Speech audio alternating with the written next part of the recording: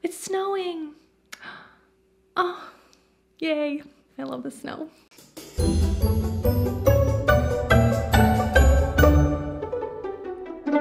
Hi guys, welcome back to another episode of Crue Trime. This is getting weird. My name is Sarah, and what I do here is tell you a terrible story to ruin your day and put on my makeup while I do it. So if that sounds like fun to you, you are in the right place. So make sure that you subscribe to this channel, turn on all of the notifications, and then that way you will never miss one of my terrible stories. Are you guys watching this apple cider vinegar show on Netflix? Obviously you're into crime too, so it's probably on your feed, but it's not about cooking. It's actually a dramatization of the story of a former social media wellness influencer named Belle Gibson. She was a big time scam artist. She made a ton of money, and she kept this like incredible lie going on for years until the truth finally came out. My Australian friends will definitely remember this one, but this was new for me. So we're gonna get to the bottom of it today, mates. Hold on to your butts. This is the story of Belle Gibson. Annabelle Natalie Gibson was born on October 8th, 1991 in Launceston, Tasmania. Launceston. Her early childhood was spent in Brisbane, Australia, living some of her youth away from her mother and brother in a Brisbane suburb with a family friend. And just a disclaimer, much of Belle's childhood, her upbringing, her younger years are largely unknown, unconfirmed, because the only source for that information is Belle, and she's a compulsive liar. Spoiler alert. So Belle's classmates described her as flaky and evasive. She never quite settled on who she wanted to be, which as a teenager is not that unusual. It's not uncommon to embellish or exaggerate things to get attention. Belle went through a lot of phases as a teen girl. She was emo and then goth, and then she was a skater chick, and then she was a surfer girl. Whatever. Belle claimed that her family was very poor. Her dad was absent, her mother was ill with multiple sclerosis, and her brother was morbidly obese and autistic. Well, her mother actually did suffer from MS. We know this now, but her brother... I don't have autism at all, no. In 2006, after Belle completed year 10 in high school, she dropped out of Wynnum State High School and worked for a catering company for a while before she moved to Perth, which is on the total opposite side of the country. At age 18 or so, Belle took a job at a private health insurance company recording medical claims. And it was also around this time that she got really into online message boards. She was actually very active in skateboarding forums. Was she into skateboarding? No.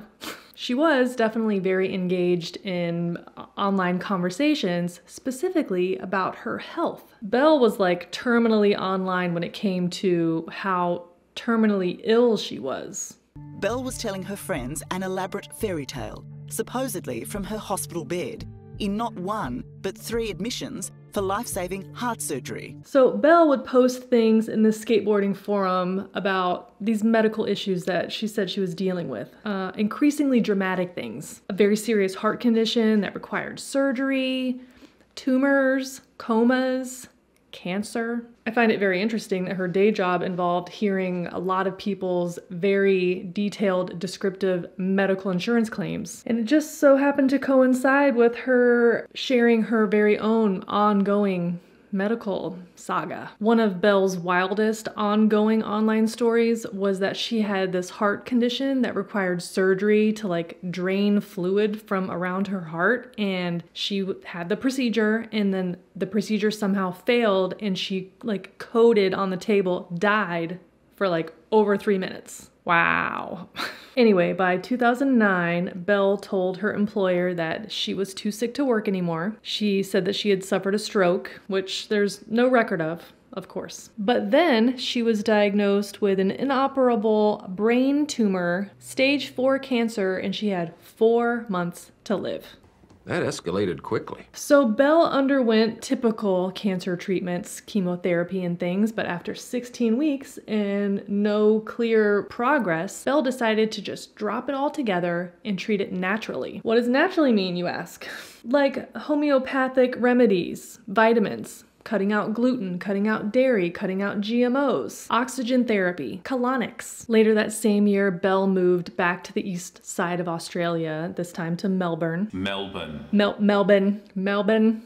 And about a year later, the now 18-year-old Belle gave birth to a baby boy that she named Oliver. Well, Belle was busy with the baby, but not too busy to actively cruise online chat forums, various websites. While she was still pregnant with Oliver, she was posting all over message boards on the parenting forum What to Expect, and she was sharing her cancer story. The response that Belle received from sharing this story was pretty significant. People obviously were taken with this. Here's this young woman who's developed this terrible terminal brain cancer and she's somehow treating it naturally. People believed her, obviously, and they praised her strength and bravery. They also thanked her for sharing something so personal, and it gave them hope and comfort to push through their own struggles. Now, just a few short years later, Instagram landed on the scene. It totally restructured the social media landscape, serving its users striking visual content,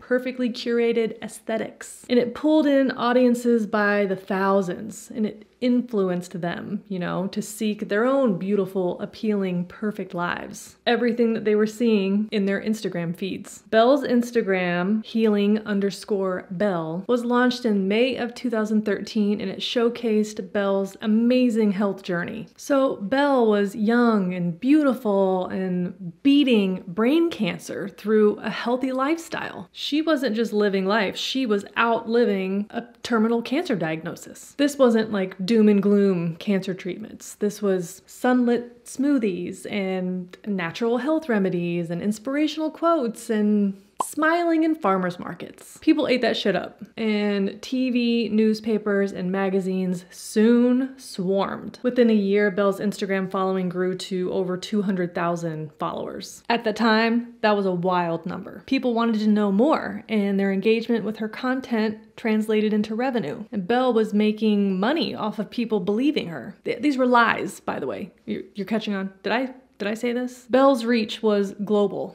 And pretty soon, she had the attention of big-time wellness brands and other big-time sponsors. So Belle was riding high online, all built on these claims that she was winning this battle with brain cancer, with holistic treatments and healthy foods. Her rocket-like success inspired her to create the Whole Pantry, which was described as the world's first health, wellness, and lifestyle app. And it was launched in August 2013. It's essentially a recipe collection full of whole foods and vegetarian recipes, which is the way that we encourage people to get back to the fundamentals of eating more fruits and vegetables. The Whole Pantry was born through Belle's own battle with brain cancer. She was diagnosed with terminal cancer a few years ago. After trying the traditional treatment methods, she turned to whole foods to heal herself instead. Downloads were priced at $3.79 each, and Belle raked in almost $1 million in the first month. It was like 300,000 downloads or something like that. The buzz surrounding this app was actually so intense that Apple actually offered to make it a pre-installed app in their upcoming Apple Watch. And they even flew Belle from Australia out to Cupertino for the official product launch. I don't remember this app at all, but I don't think I was even on Instagram at this time. It's a little early for me. Does anybody remember this? Let me know in the comments down below if you ever downloaded this app. So while Belle was there in California, she rubbed elbows with industry movers and shakers, and she later landed a profile that was published in Elle magazine that described her as, quote, "the most inspiring woman you've met this year."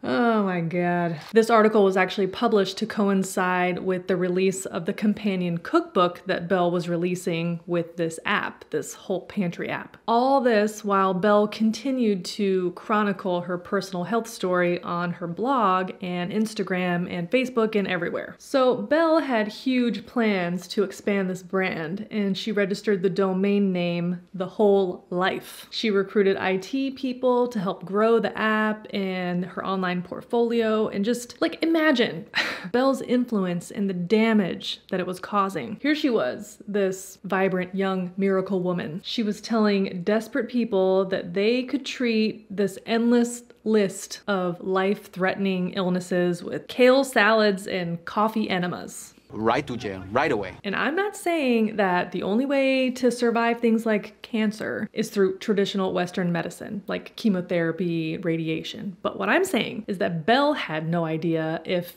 anything that she was recommending was going to work because she didn't have cancer.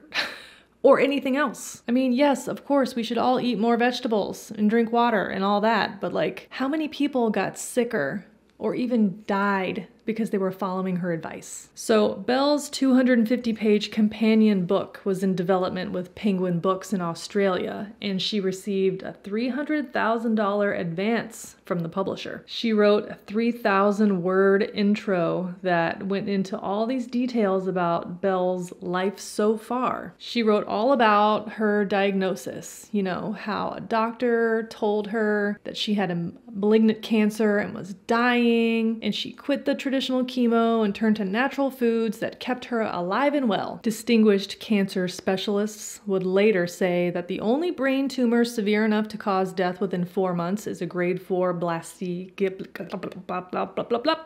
glioblastoma.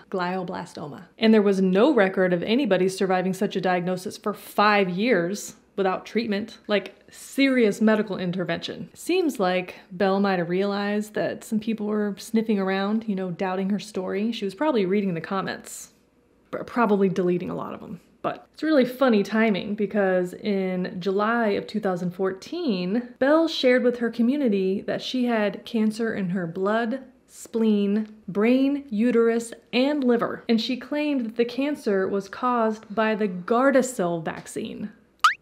Okay, let's be really clear. Gardasil is a vaccine that protects you from contracting human papillomavirus, HPV, and that virus can lead to cancer. And if you already have HPV, the Gardasil vaccine will help prevent that from mutating into cancer. Nobody has ever caught HPV or cancer from Gardasil, okay? And that's on period. Meanwhile, Belle is earning like a ton of money, right? She was living in this beautiful beach house, she was going on trips, she was buying designer clothes and accessories, la la la. And of course, she was so philanthropic that she publicly claimed that she would be donating a large portion of these profits to various charities. 5 different charities that Belle had allegedly raised money for had no record of any donations. 4 of them didn't even know that a fundraiser happened. Meanwhile, these deals with Apple and Penguin Books were moving forward. Speaking of the book, Belle actually wrote in the book that she donated $300,000 to charity, or pledged to, but she later said that those contributions fell through because the app sales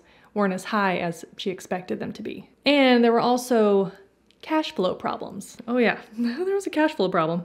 It was flowing right into your bank account. Well, Belle found herself in pretty hot water when Consumer Affairs Victoria threatened to fine her for not being a lawfully registered fundraiser. But then the atomic bomb of news reports landed. So as this consumer watchdog agency threatened Belle with fines, a group of Belle's former inner circle came forward with concerns about Belle's life story and her cancer claims. One friend described an instance where Belle claimed on social media that she had been at a cancer doctor all day getting treatments or something. But in reality, she had been at the dentist all day getting veneers. Another described a time where Belle suffered a prolonged seizure at her child's birthday party. But when an ambulance was called, she suddenly recovered completely. Kid must have been getting too much attention. I mean, how dare he have a birthday? Well, Belle's lifelong history of fabricating stories wasn't just a money grab. It gave false hope to people who actually were fighting cancer, and that's like super evil. So in this report, the friends also revealed that about a year earlier, they had actually staged an intervention. They asked Belle point blank, "Where and when did you get this cancer diagnosis?" Belle told them that, Dr. Phil diagnosed her. Are you kidding me? Not that Dr. Phil. Some made-up phantom that Belle had said picked her up from her house and took her someplace to use this crazy device on her. Bottom line is, Belle had no proof of any exams or diagnosis. No scans, no reports, no medical records, nothing. Well, this article, along with this fundraising scam that Belle was under the microscope for, really It's created a problem. Belle's book publisher, Penguin, revealed that they never bothered to ask Belle for any evidence of her medical condition. They just took her at her word. Now, I'm not sure if I should be surprised by that or not. Do they have a right to her medical records? But also, like, she was making some pretty serious claims. Belle wasn't just lying about this cancer baloney. She lied about nearly everything. The doctors, the treatments, this healthy lifestyle. Belle wasn't just eating vegan and doing all these vitamins and minerals and all of this stuff. She was regularly eating fast food and drinking alcohol. Turns out that Belle had some like 5 aliases. She had like 2 birth certificates. Some paperwork showed that she was 26 years old. Some of it showed that she was 23. And one of her foundational lies was that her malignant terminal brain cancer diagnosis occurred when she was 20 in 2009. But the records that Belle filed showed that she would have been 17 years old in 2009. When Belle was confronted with the allegations of her being a lying McLiarface, Belle said that she may have been misdiagnosed. The producers I've been working with are aware of my health position. I wasn't... Belle. She says that she truly believed that she was suffering from these diseases because that's what she had been told. Told by who, girl? You didn't have brain cancer. No, I didn't. No. But when I was writing that, I thought that I did. In Belle's book, she outlined that she was diagnosed in a doctor's office, but then after she was confronted about that, she claimed that a person that she thought was a doctor, a guy named Mark Johns, actually came to her home with this German radio frequency technology machine that like did a body scan on her. Why the fuck you lying? That's like the 3rd version of the story. In the doctor's office, the guy came and took her away to someplace else for this body scan. Why you always lying? Or that she did it in her home. Which is it? Oh my God. No physician has ever like confirmed her story, by the way. Stop fucking lying. Another little lie that Belle was later caught in is that she claims that she was undergoing these cancer treatments for like 12 weeks and then she stopped because they weren't working, right? She later said that she stopped the cancer treatments because she fell pregnant with her son. But that was like way after that happened. The lies! Whenever Belle Gibson was asked very simple, direct questions about her medical records, doctor visits, diagnoses, everything, she just like blankly stares and refuses to take accountability or responsibility for anything. But I also think when you're young and have gone through the situation I had just gone through, you are melodramatic. I don't have... Melodramatic now? I mean, they're straight out lies. You weren't in hospital. You're claiming you were. You claimed you died twice. You didn't. You claimed you had 2 cardiac arrests. You didn't. That's not melodramatic. That's straight out lying. It is. Extraordinary lies. Belle's fans turned against her. They demanded refunds for their book and app purchases, and the walls started to close in. That deal with Apple fell apart, and the cookbook was shelved. The part that's the wildest to me is how many interviews that Belle actually sat down for. She stood 10 toes down in this narrative that she was the victim. Would you accept that you're a pathological liar? No. She admitted that the cancer was untrue, but she never admitted that she made it up. She just reframed it that it was like part of her identity, the cancer, like as much as her height or eye color. And it was really traumatizing. I was feeling a huge amount of grief. And... Grief for not having cancer? No, that I had been lied to. And for it to not be true was scary, to like doubt the crux of who you are as a person. What? I'm sorry, but like having cancer is not a personality. Basically, Belle was pushing this story that she was this young woman with no family to support and guide her, and that she was preyed upon by men who lied to her. Belle's version of that intervention by her friends was that this Dr. Phil person was, maybe lying to her. Even when the proverbial mirror was held up right in front of Belle's face, she deflected and acted like she was the victim. But I was not an expert in anyone else's health. And Excuse me, but how do you think it is for the people who followed you? Mm-hmm. Do you take responsibility for driving any people away from conventional medicine in seeking treatment for their cancer? That would be really heartbreaking to me because I never intended on doing that. Do you accept that that's what you might have done?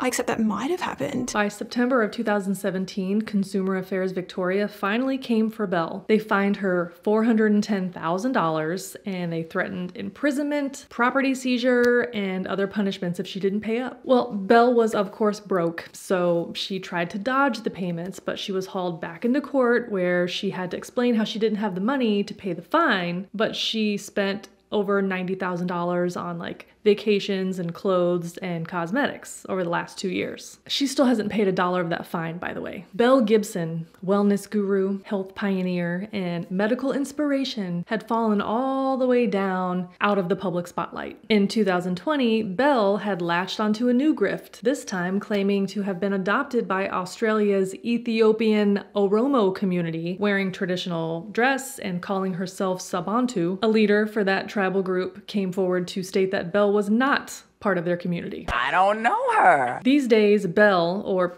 Sabantu, no longer maintains a public social media presence and doesn't respond to requests for comment. The Netflix series Apple Cider Vinegar is the true-ish dramatization of Belle's story, but if you want all of the accurate inside scoop, check out the book The Woman Who Fooled the World by journalists Bo Donnelly and Nick Toscano. I'll link it down below. And that is the story of scam artist Belle Gibson. All right, if you want to know what makeup I used in today's look, blast from the past, look down below in the description box. Everything is linked. If you have a Crue Trime story that you would like to recommend to me, also down in that description box is a link to a Google document. You can click on it, fill in all the dirty details. I would love to hear from you. Thank you so much for hanging out today and for watching this video. I really appreciate it. If you want to see more videos like this one, then consider subscribing to this channel before you leave today. I upload new videos here on YouTube every week, and you can follow me on all of the other socials as well. That is it for now. I will catch you next time in the next video. Bye! Formal. I've had a zip patch on this whole time. Ah, shit. And there's a cat in the litter box. What the fuck? So